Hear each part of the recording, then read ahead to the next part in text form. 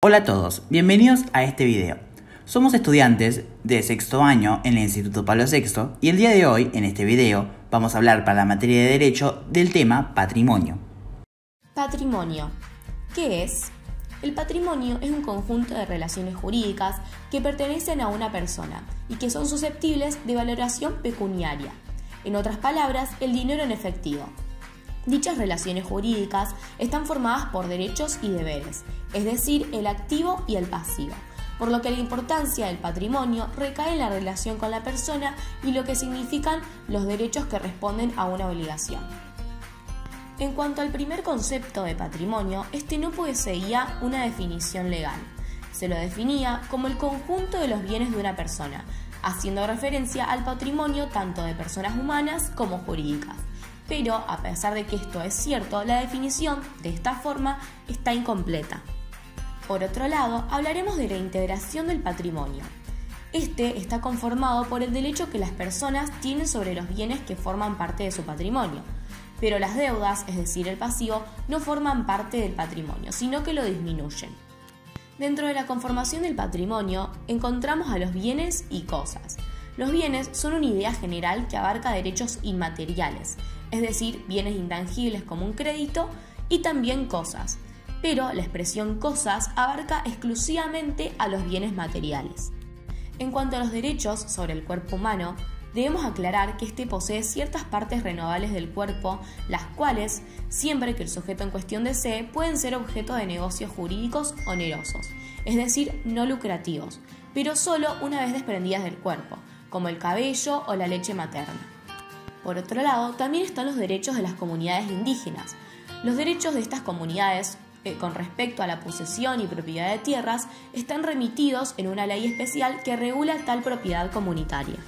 Para saber qué es la noción de patrimonio, tenemos que tener bien en claro que el patrimonio es un vínculo con el derecho económico de una persona. Por ejemplo, si Juan tiene una casa, un auto, mucha ropa y comida, todo eso es de Juan. Él tiene derecho sobre estos bienes. Pero, además, al conjunto de ellos, siempre y cuando Juan sea el titular, serán también parte de su patrimonio. Así como estos bienes son de Juan y él puede disfrutar de estos, el patrimonio será lo que se usa como respaldo para responder a las deudas que Juan tenga. Así que el patrimonio es la garantía común de todas las deudas que tenga el dueño. O también, visto de otra forma, es un intermediario entre los distintos derechos y bienes. Si Juan tiene muchas deudas y no quiere pagarlas o empieza a eludirlas, acá es donde aparece lo que llamamos el embargo. ¿Qué es el embargo?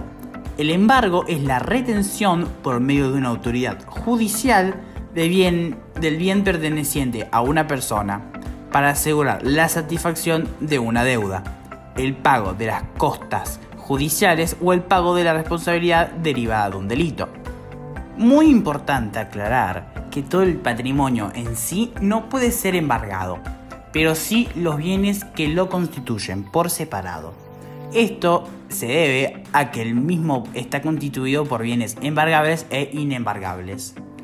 Los bienes embargables son los que constituyen el patrimonio del deudor y no tienen la consideración de bienes inembargables, como lo pueden ser el dinero o las cuentas corrientes, cualquier instrumento financiero admitido en la negociación en un mercado oficial, joyas y objetos de arte, renta de bienes muebles, acciones, bienes inmuebles, sueldos, salarios, pensiones e ingresos procedentes de actividades profesionales.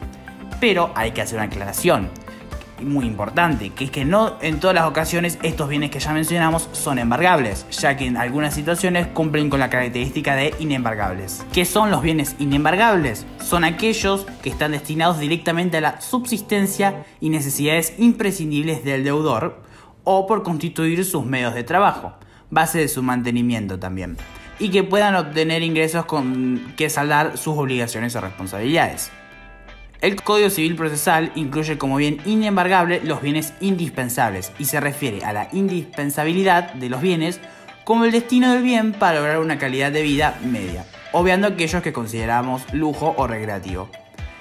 Estos bienes son la ropa y muebles de uso indispensable, los instrumentos esenciales para la ejercicio profesional, los sepulcros, los bienes de cualquier religión reconocida por el Estado, los derechos a usar y gozar de una cosa cuya propiedad pertenece a otro, las indemnizaciones del deudor por daño moral y material por sus lesiones psicofísicas, entre otros bienes que entren en la categoría de inembargable por todas las características anteriormente mencionadas. Patrimonio es la prenda o garantía común de los acreedores. Como el patrimonio responde a las deudas del titular, entonces los acreedores, que son a quienes se les debe, tienen derecho a forzar la venta judicial de los bienes que integran el patrimonio y cobrarse por lo producido de esta venta. Todos los acreedores deben participar del proceso de la quiebra y las soluciones preventivas. Este proceso incluye a todos los bienes del patrimonio, salvo las exclusiones legales. En caso de fraude, se debe realizar la enajenación de los bienes del patrimonio, que es transferir el dominio, y los acreedores pueden pedir lo que se llama la acción pauliana, en la que se puede pedir que se cancelen los actos realizados por el deudor en su perjuicio. Todos los acreedores pueden ejecutar estos bienes en posesión igualitaria, salvo que haya una causa legal de preferencia. Si el patrimonio no es suficiente para solventar todas las deudas, se debe repartir lo producido, tomando en cuenta la cantidad de lo que se debe a cada uno y dándoles proporcionalmente esto, salvo que haya algún caso de preferencia o privilegio. Los créditos, que son lo que el deudor aún no le pagó a los acreedores, los podemos dividir en créditos quirografarios, no poseen preferencia o garantía, los créditos privilegiados, que son créditos pagados con preferencia a otros por la ley, y los créditos con garantía real, créditos con preferencias, por ejemplo, las hipotecas, en donde los acreedores tienen garantizado cobrar de lo producido del bien afectado por la hipoteca. Medidas judiciales. Al acreedor se le permite vender jurídicamente los bienes que integran el patrimonio para cobrar de ese producido y se usan las siguientes medidas judiciales. Medidas precautorias, que aseguran el cumplimiento de sentencias futuras. Medidas ejecutivas, que le garantizan a los acreedores el poder forzar la ejecución de los bienes del patrimonio para cobrarse lo producido. Las acciones integrativas le permiten al acreedor cobrar lo que un tercero le debe a su deudor y le permite a los acreedores anular la enajenación ficticia de los bienes en caso de que el deudor decida hacer esto. Por último, está la ejecución colectiva, que aunque es un viejo término mal empleado, hace referencia a la consecuencia de la insolvencia del deudor y la finalidad de la quiebra, que es desapoderar al deudor de los bienes de su patrimonio y repartirlo entre los acreedores. Caracteres de patrimonio. El patrimonio es una universalidad de bienes, que esta misma es de derecho. En simples palabras podemos decir que contiene indudablemente un solo patrimonio y solo uno. Este último no se puede transferir a otra persona, es inajenable. Los acreedores solamente pueden ir contra los bienes que integran ese patrimonio, no contra el patrimonio en sí. A esto le surge una excepción, que es la quiebra, que todas aquellas posesiones que tenga el deudor tienen derecho a ser arrebatadas, excepto las que son indispensables para vivir, y se liquidan para generar una suma de dinero que luego se va a repartir entre estos acreedores. Y cuando se produce la muerte de un titular, se transmite mediante la herencia. Objeciones. Existen personas que no poseen ningún tipo de patrimonio, como también lo hay casos de patrimonios especiales, donde la persona puede ser el titular de más de un patrimonio. Estos patrimonios necesitan de una autorización legal para poder existir, porque es una excepción al principio general, del cual son independientes, y responden por ciertas deudas y por otras no. De estos patrimonios especiales podemos derivar diferentes casos, como son del causante, del declarado posible fallecido durante el periodo de prenotación, del emancipado, del fideicomitido en el contrato de fideicomiso, del quebrado, que es solamente para algunos autores, y de las fundaciones, que puede ser tratada como persona jurídica o como un simple patrimonio de afectación. Derechos patrimoniales.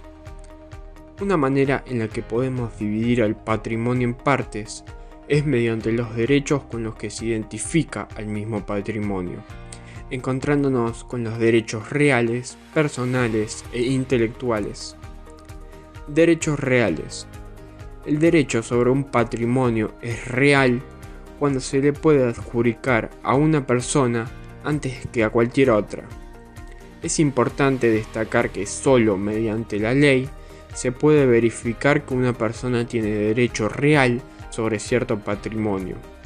Además, una vez que la persona sea titular de derecho, lo será de por vida y tendrá prioridad total frente a la reclamación de otras personas, a no ser que la ley diga lo contrario. Derechos personales. El derecho personal surge del acuerdo jurídico entre dos personas, un acreedor y un deudor, en la que el primero puede exigir del segundo una determinada conducta o prestación, ya sea dar algo o hacer o no hacer algo. La ley no suele intervenir en los derechos personales, pero sí establece que, al únicamente implicar a las dos partes, el trato no puede perjudicar a terceros. Derechos intelectuales. Los derechos intelectuales son aquellos que estamos más acostumbrados a escuchar y que se aplican cuando el autor de una creación del intelecto reclama su autoría para obtener beneficios económicos. Por un lado, encontramos la propiedad autoral, en la que se incluyen obras literarias, musicales y científicas, pinturas, dibujos y similares.